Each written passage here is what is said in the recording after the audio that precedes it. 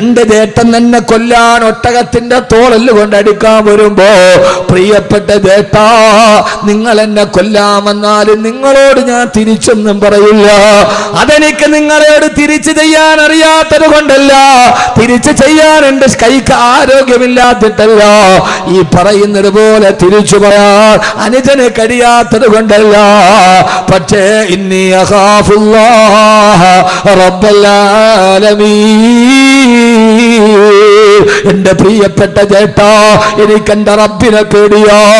ഇവിടെ നമ്മൾ തമ്മിൽ മത്സരിച്ചാല് നാളെ പരലോകത്ത് അല്ലാഹുവിന്റെ മുമ്പിലും മറുപടി പറയണ്ടേ എന്ന് ചേട്ടനായ കാബീലിനോട് ഹബീല് പറഞ്ഞ മറുപടി എന്റെ ഉപ്പളക്കുന്നിലെ സഹോദരങ്ങളോട് ഏത് കാര്യമാണെങ്കിലും ഞാൻ ചുരുക്കുകയാണ്. അത് വ്യക്തി ജീവിതത്തിൽ, സ്വകാര്യ ജീവിതത്തിൽ, കുടുംബ ജീവിതത്തിൽ, ഭാര്യ ഭർത്തൃ ജീവിതത്തിൽ പെണ്ണേ ഞാൻ ക്ഷമിക്കുന്നത് ഇന്നി അഖാഫുല്ലാഹ റബ്ബൽ ആലമീൻ, എനിക്കെന്റെ അല്ലാഹുവിനെ പേടിയാ. അവൻ എന്നെ സദാ നിരീക്ഷിക്കുന്നുണ്ട്. ഇന്ന റബ്ബക ലബിൽ മിർസാദ്, എന്റെ അല്ലാഹു സദാ എന്നെ നിരീക്ഷിച്ചു കൊണ്ടിരിക്കുകയാണ്. അല്ലാഹു ബോധം തരട്ടെ. ആമീൻ പറ. പിന്നെ അവൻ തെറ്റിയോ? അള്ളാഹു എന്നെ കാണുന്നുണ്ടെന്ന് ചിന്തിക്കുന്നവൻ പിന്നെ തെറ്റിയോ? അവനെ നന്നാക്കാൻ പിന്നെ വാള് വേണോ?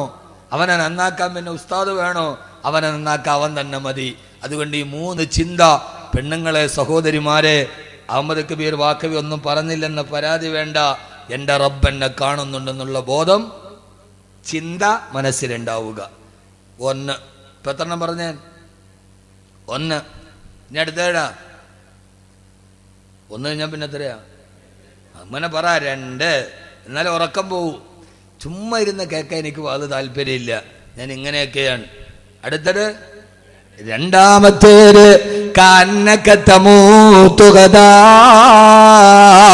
അടുത്ത സമയം ഞാൻ മരിക്കുമെന്ന് ചിന്തിക്കുക. പിന്നെ വേറെന്താ വേണ്ടത്? അഹമ്മദ് കബീർ പോവുകയാണ് സലാം പറഞ്ഞ്.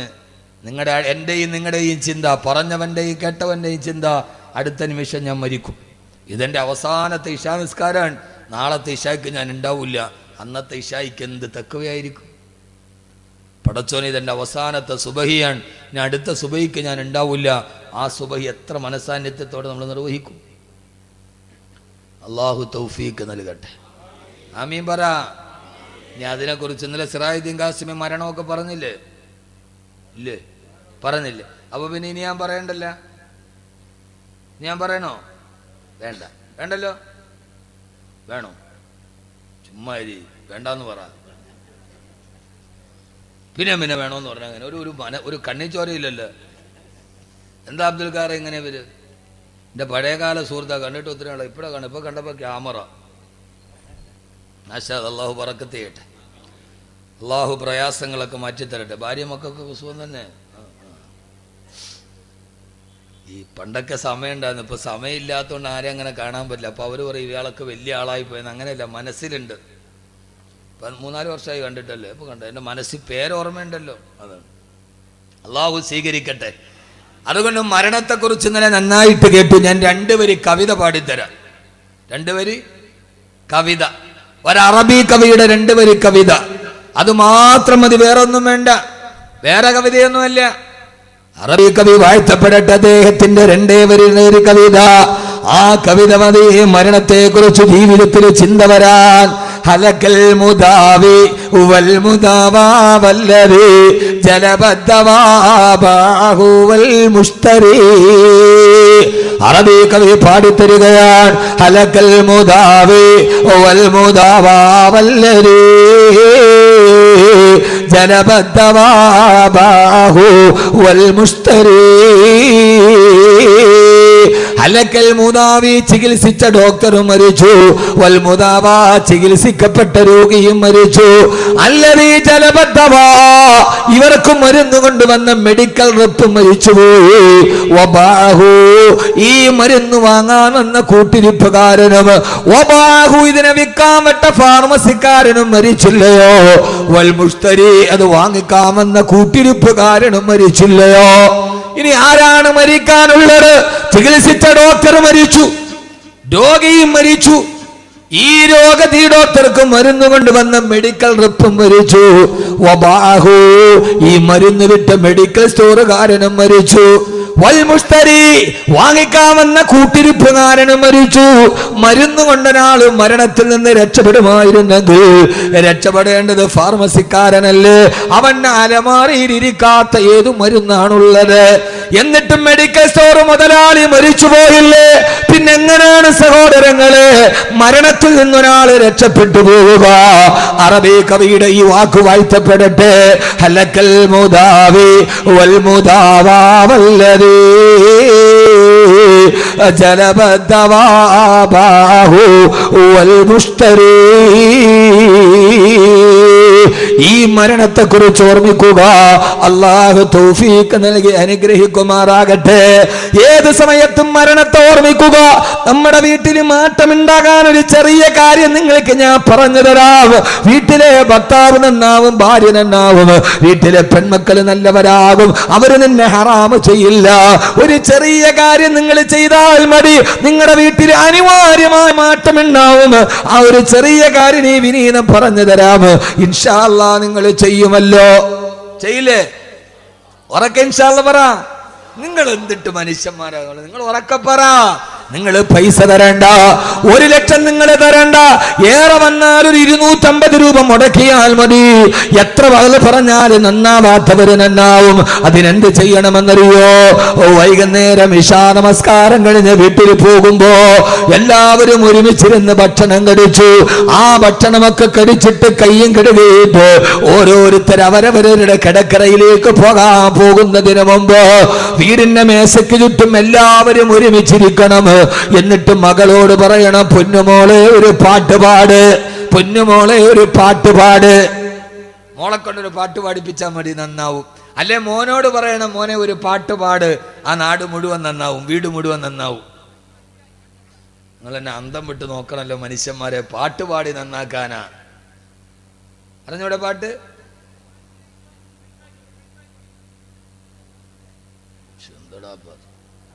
ഇവിടെ സീരിയസ് കാര്യം പറയുമ്പോൾ അവിടെ സൈഡാക്കിക്കോളി.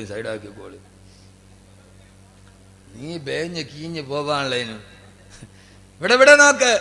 മകളെ കൊണ്ട് എന്ത് ചെയ്യണം? ഒരു പാട്ട് പാടിപ്പിക്കണം. പഠിപ്പിക്കോ മകനെ കൊണ്ട്? ഏത് പാട്ടാ? മരണത്തെ കുറിച്ച് പാടണം. അല്ലാതെ ഇല്ല മറ്റേ പാട്ടല്ല, പ്രണയം. നീലരാവിൽ നഗ്നമേനികൾ നീലരാവിൽ ഉരസുന്ന സുഖമല്ലോ പ്രണയം. അതല്ല പ്രണയം എന്ന് പറഞ്ഞാൽ എന്താ? എനിക്ക് പറയാൻ ഒത്തിരിയുണ്ട്, പക്ഷെ പറയാൻ ഈ സ്ഥലം ശരിയാവല്ലാത്തോണ്ട് ഞാൻ പറയാതിരിക്കുകയാണ്. നമ്മുടെ മാപ്പിളപ്പാട്ട് വലിയ മുബാറക്കായിട്ട് ബിസ്മി പറഞ്ഞ് ഒതുവെടുത്തിട്ട് നമ്മളിട്ട് കേൾക്കണ മാപ്പിളപ്പാട്ടേരാ. നീലരാവിൽ നഗ്നമേനികൾ ഉരസുന്ന സുഖമല്ല പ്രണയം എന്നാരാടാ മോനെ പറഞ്ഞത്? പരിപൂർണ നഗ്നമായ 2 ശരീരം തമ്മിൽ ഉരസുമ്പോൾ ഉണ്ടാകുന്ന വികാരമാണ് പ്രണയമെന്നാണ്. ഏത്? എനിക്കിപ്പോ എഴുതിയവൻ കേസ് കൊടുത്താലും ഡയറക്ടേഴ്സ് എനിക്കത് പുല്ലാണ്. അങ്ങനെയല്ലേ പാട്ട്? അങ്ങനെയല്ലേ? ഓ കഷ്ടം. മുത്തക്കീങ്ങളൊന്നും അറിഞ്ഞൂടാ അവർക്ക്. നിങ്ങൾ ഇരിക്കണ ഇരിപ്പ് കണ്ട ഇവർക്ക് ഇതൊന്നും അറിഞ്ഞൂടാ. മുത്തക്കീങ്ങൾ ഖുർആൻ മാത്രമേ അറിയാവൂ. മാപ്പിളപ്പാട്ട് നഗ്നമേനികൾ നീലരാവിൽ ഉരസുന്ന സുഖമല്ല പ്രണയം എന്ന് പുതിയ കവി. എന്നാ പഴയ കവി എങ്ങനെയാണ്? കാമുകി ചോദിക്കാൻ രമണം പോലും പറഞ്ഞിട്ടില്ല. അങ്ങനെ രമണം പോലും, ചങ്ങമ്പുഴയുടെ രമണം പോലും പ്രണയത്തെ നിരാകരിക്കുകയാണ് ചെയ്തത്. കാനനച്ചോലയിൽ ആടുമേക്കാൻ ഞാനും വരട്ടെയോ നിന്റെ കൂടെ. ആരും കാണാത്ത കാനനച്ചോലയിൽ ചെറുപ്പക്കാരാ നിന്റെ കൂടെ ആടുമേക്കാൻ ഞാൻ വരട്ടെ എന്ന് ചോദിച്ചപ്പോ ചങ്ങമ്പുഴയുടെ രമണം മറുപടി പറഞ്ഞ എന്താ? പാടില്ല, നമ്മൾ താനെ മറന്നൊന്നും ചെയ്തുകൂടാ. പഴയകാലത്തെ സിനിമാ പാട്ടിൽ പോലും നിങ്ങൾ എന്നെ ഓർക്കണ്ട, ബാക്കവി ഇപ്പൊ സിനിമാ പാട്ട് പറയണമെന്ന്. എന്റെ വായനയുടെ ലോകം വിശാലമാണ്. വിമർശനങ്ങൾ എനിക്ക് പേടിയേയില്ല. പഴയകാലത്തെ സിനിമാ പാട്ടിൽ പോലും പ്രണയത്തെ നിരാകരിച്ചിട്ടുണ്ട്. പുതിയ കാലത്ത് മാപ്പിളപ്പാട്ടിൽ പ്രണയം ലൈംഗികതയായി. ഇതാണ് നമ്മുടെ മക്കൾ കേൾക്കുന്നത്. ഇപ്പൊ മനസ്സിലായ? നമ്മളൊരു കാര്യത്തെക്കുറിച്ച് മനസ്സിലാക്കി പഠിക്കണ്ടേ? പഴയകാലത്തെ സിനിമാ പാട്ടിൽ പോലും പ്രണയം ഇല്ല. നമ്മുടെ പുതിയ മാപ്പിളപ്പാട്ട് നമ്മുടെ മക്കളെ കേൾപ്പിച്ചത് ലൈംഗികതയാണ്, പച്ച വ്യഭിചാരം. ആ സമയത്ത് ഖുർആൻ നമ്മുടെ മക്കൾ കേട്ടിട്ടില്ല. ഉണ്ടോ? ഇല്ല. എന്നാൽ നിങ്ങൾ പാട്ട് പാടി പഠിപ്പിക്ക്. എല്ലാവരും ഉറങ്ങാൻ നേരത്ത് ഉറങ്ങുന്നതിന് മുമ്പ് വാപ്പയും ഉമ്മയും പെൺമക്കളും ആൺമക്കളും കൂടി ഇരുന്നിട്ട് പാട്ട് പാടാൻ പറയണം മോളോട്. ഏത് പാട്ടാ? തന്റെ കാവ്യ കൗമുദിയുടെ മലയാള അക്ഷരത്തിന്റെ സൗകുമാര്യത്തിന്റെ കാവ്യപണ്ഡിതങ്ങൾ കൊണ്ട് ലോകത്തിൽ ഖബറിനെ കുറിച്ച് പറഞ്ഞു തന്ന മഹാനായ തഴവ ഉസ്താദിന്റെ അൽ മവാഹിബുൽ ജലിയ 250 രൂപ വില വരുന്ന ആ ഗ്രന്ഥമൊന്ന് വാങ്ങിച്ചിട്ട് മോളോട് പറയണം, മോളെയുണ്ട് പാട്. ആ മോള് ഉറങ്ങുന്നതിന് മുമ്പ് പാടാൻ തുടങ്ങുകയാ. ഖബറെന്ന് കേട്ടാൽ തൽക്ഷണം ഞെട്ടേണ്ടതാ, കണ്ടാലുടനുവാ വിട്ടു നീ കരേണ്ടതാ. മേടയ്ക്കു പകരം മോളമാ സുബ്ഹാന റബ്ബിയതിൽ കിടക്കേണ്ടതാ നസുമാന.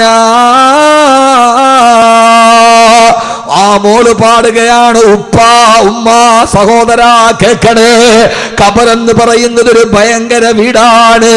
ആ ഖബറിലേക്ക് നമ്മളെ കൊണ്ടുപോയി വെച്ചാൽ മെത്തയ്ക്കു പകരം മണ്ണത് വിരിച്ചിട്ടതാ. സുബ്ഹാന റബ്ബി ഇരുളിനാൽ പെയിന്റിട്ടതാ. ഉപ്പാവിടം മെത്തയില്ല, മണ്ണാണ് വിരിച്ചിട്ട ഉപ്പ. സിംഹാസനത്തിന് ചുറ്റി നിന്നവരല്ലേ, പിടിമണ്ണ് വാരിയെറിഞ്ഞതത്ഭുതമല്ലേ. ഉപ്പ മരിച്ചിട്ടും മണ്ണിന്റെ അടിയിലും മലന്ന് കിടക്കുമ്പോ ഉപ്പാടെ കസേരക്ക് ചുറ്റും നടന്ന മക്കളായ ഞങ്ങള് ഉപ്പാന്റെ ശരീരത്തിലേക്കും മണ്ണ് വാരിയിടും. ഉപ്പ ഖബറിന്റെ അടിയിൽ അടക്കം ചെയ്യപ്പെട്ടിട്ട് തിരിച്ചു വന്ന പിന്നെ എന്റെ ഉമ്മ ഖബറിന്റെ ഉള്ളിൽ ഒറ്റ കാണുമ്പോ ഇങ്ങനെ ഒരു 10 വരി പാടണം. എന്നിട്ട് എല്ലാവരും കൂടി അവനവന്റെ ബെഡ്റൂമിൽ കിടക്കാൻ പോയി അവന്റെ ലൈറ്റ് അങ്ങ് ഓഫ് ആക്കുമ്പോ ഇരുട്ടായി. അല്ലാഹുവേ, നേരത്തെ മോള് പറഞ്ഞ ഖബറിന്റെ ഇരുട്ടല്ലേ ഇത്? ഈ വിശാലമായ മുറിക്കുള്ളിൽ എനിക്ക് ഞെരുക്കമാണല്ലോ. 6 അടിയുള്ള മണ്ണിന്റെ അടിയിൽ ഞാൻ എങ്ങനെ കിടക്കുമല്ല? പിന്നെ ഫേസ്ബുക്കിൽ വിരൽ ചലിക്കൂല മോളെ, പൊന്നുമോളെ. ഭർത്താവ് വിദേശത്താണെങ്കിലും മിസ് കോൾ പിന്നെ അറ്റൻഡ് ചെയ്യാൻ തോന്നൂല, പിന്നെ ഹറാമ് ചെയ്യാൻ തോന്നൂല. അതുകൊണ്ട് നിങ്ങളുടെ ജീവിതത്തിൽ മാറ്റമുണ്ടാകണോ? ഈ ചെറിയൊരു ഗ്രന്ഥം വായിച്ചിട്ട് ഉറങ്ങുന്നതിന് മുമ്പ് ഒരു 10 വരി വായിക്ക്. അല്ലാഹു തൗഫീഖ് നൽകട്ടെ, തൗഫീഖ് നൽകട്ടെ. മരണത്തെ കുറിച്ച് ഓർമ്മിക്കുക. ഞാൻ അവസാനിപ്പിക്കുന്നു. 3ാമത്തെ ചിന്ത, നാളെ പരലോകത്ത് അല്ലാഹുവിന്റെ മുമ്പിൽ എഴുന്നേറ്റ് നിൽക്കണം എന്ന ബോധമുണ്ടാവുക. യൗമ യഖൂമുന്നാസു ലിറബ്ബിൽ ആലമീൻ.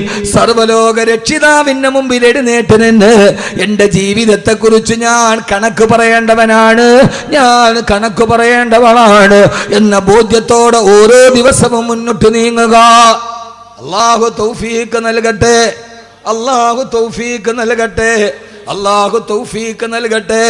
അതുകൊണ്ട് അവനവനെ കൊണ്ട് ചെയ്യാൻ കഴിയുന്ന നന്മകൾ ചെയ്യുക. നാളെ പരലോകത്ത് അല്ലാഹുവിന്റെ മുമ്പിൽ എഴുന്നേറ്റ് നിൽക്കുമ്പോ അഹമ്മദ് കബീറെ നീ എന്ത് ചെയ്തെന്ന് ചോദിച്ചാൽ ആ സമയത്ത് പറയാൻ അല്ലാഹുവിനോട്, അല്ലാഹുവേ നീ പറഞ്ഞ ആയുസിന്റെ ഉള്ളില് എന്നെ കൊണ്ട് കഴിയുന്നതിന്റെ പരമാവധി ഞാൻ ചെയ്തിട്ടുണ്ടെന്ന് പറയാൻ ഒരു ചെറിയ മറുപടി പറയുവാനുള്ള വലിയൊരു ആഗ്രഹമാണ് ഹംദാൻ ഫൗണ്ടേഷൻ. നേരത്തെ അബൂബക്കർ ഹാജി പറഞ്ഞ ഈ വിനീതന്റെ നേതൃത്വത്തിൽ ഹംദാൻ ഫൗണ്ടേഷൻ 3 ഏക്കർ സ്ഥലത്ത് കൊല്ലം ജില്ലയിൽ കേരളത്തിന് ആദ്യമായി ഒരു ഖുർആൻ വില്ലേജ് വരികയാണ്. 100ഓളം ഹാഫിളീങ്ങളുണ്ട് അവിടെ, 100ഓളം ആലിമീങ്ങൾ പഠിക്കുവാൻ പോകുന്നുണ്ട് അവിടെ. ഖുർആനിൽ പറഞ്ഞ മരങ്ങളുണ്ട് അവിടെ, ഖുർആനിൽ പറഞ്ഞ പഴങ്ങളുണ്ട് അവിടെ, ഖുർആൻ പറഞ്ഞ അത്ഭുതങ്ങളുണ്ട് അവിടെ. ഒരു ഖുർആന്റെ ലോകത്തേക്ക് നിങ്ങളെ അത്ഭുതത്തോടെ കടത്തിക്കൊണ്ടുപോകുന്ന ഭാര്യയും മക്കളുമായിട്ട് ഉപ്പളയിൽ നിന്ന് കൊല്ലത്തേക്ക് വന്നാൽ അവിടെ വന്ന് ഖുർആൻ പറഞ്ഞ ഓരോ അത്ഭുതങ്ങളെ കണ്ണുകൊണ്ട് നേരിട്ട് കണ്ട് ഖുർആൻ ഹാഫിളാകുന്ന മക്കളെ കണ്ട് സന്തോഷത്തോടെ പോകാൻ കഴിയുന്ന ഒരു സംരംഭം അല്ലാഹു അതിനെ പൂർത്തീകരിച്ചു തരട്ടെ, അല്ലാഹു പൂർത്തീകരിച്ചു തരട്ടെ. അതിനെ സഹായിക്കുന്നവരെ അല്ലാഹുവേ നീ സഹായിക്കണയല്ല. എന്നെ കൊണ്ട് കഴിയുന്നത് ഞാൻ ചെയ്യുന്നു, നിങ്ങളെ കൊണ്ട് കഴിയുന്നത് നിങ്ങൾ ചെയ്യുക. ജമാഅത്ത് കമ്മിറ്റിയെ കൊണ്ട് കഴിയുന്ന കമ്മിറ്റി ചെയ്യുക. ഉസ്താദ് പറയുന്ന വഅലുകൾ, ഉസ്താദ് പറയുന്ന നസീഹത്തുകൾ, അത് അദ്ദേഹത്തിനെ കൊണ്ട് കഴിയുന്നത് അദ്ദേഹം ചെയ്യുക. ലത്തീഫ് സാഹിബ് ചെയ്യാൻ കഴിയുന്ന അദ്ദേഹം ചെയ്യുക. അദ്ദേഹത്തെ പോലെ എന്റെ കയ്യിൽ പണമില്ല, നിനക്കല്ലാഹു ആരോഗ്യം തന്നല്ലോ, ആ ആരോഗ്യം കൊണ്ട് റബ്ബിന്റെ ദീനിന് വേണ്ടി ജീവിക്കുക. അല്ലാഹു തൗഫീഖ് നൽകി അനുഗ്രഹിക്കുമാറാകട്ടെ.